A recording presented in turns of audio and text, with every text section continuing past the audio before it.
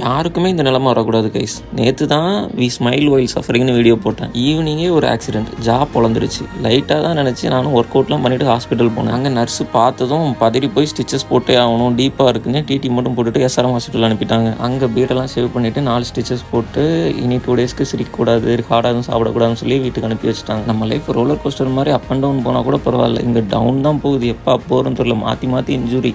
நீ இன்ஜுரி ஆச்சு, சரி ஓகேன்னு சொல்லி ரெக்கவர் ஆகி இப்போ தான் ஹைராக்ஸ்லாம் கம்ப்ளீட் பண்ணோம்.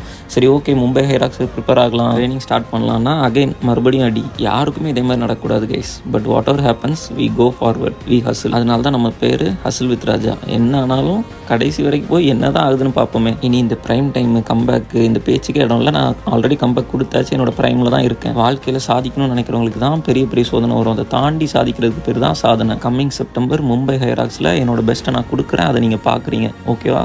ஸோ மறக்காமல் ஃபாலோ பண்ணி வச்சுக்கோங்க. நாளைக்கு வீடியோவில் பார்க்கலாம். See you.